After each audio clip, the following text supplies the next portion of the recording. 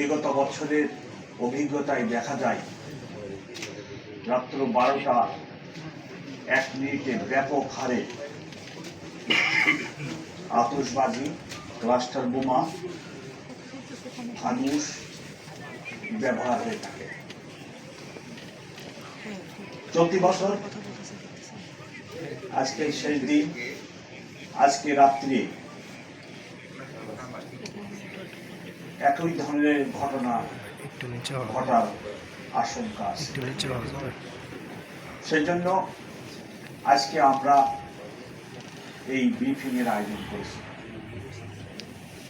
এবং এবছরই এই ব্রিফিং এর ব্যতিক্রম হচ্ছে পরিবেশ মন্ত্রণালয়ের অতিরিক্ত সচিবের উপস্থিতি এবং উনি আপনাদেরকে আতশবাজি, শব্দ দূষণ এবং অন্যান্য এই ধরনের কার্যক্রমের কি বিরূপ প্রতিক্রিয়া হয় মানুষের দেহে এবং পরিবেশে সেটা বিস্তারিত হয়েছে। আমাদের কি করণীয় থাকতে পারে, শব্দ দূষণের কি ক্ষতি হয়? আমি সংক্ষেপে যদি বলি, এখানে মারাত্মক স্বাস্থ্য ঝুঁকির কারণ ঘটে শব্দ দূষণের কারণে। আপনারা জানেন এগুলো হৃদরোগ, স্ট্রোক, মানসিক চাপ, শ্রবণেন্দ্রিয়ের ক্ষতি সহ আরো অনেক খুব জটিল জটিল ব্যাধির সৃষ্টি করে এই শব্দ দূষণ।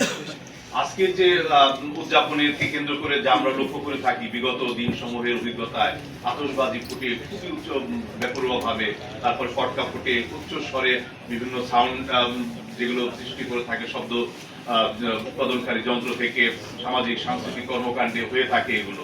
তো এই বিষয়গুলোকে আমরা যথাযথভাবে নিয়ন্ত্রণ করব। ডিএমপির কমিশনার মহোদয় তার তরফ থেকে বলবেন।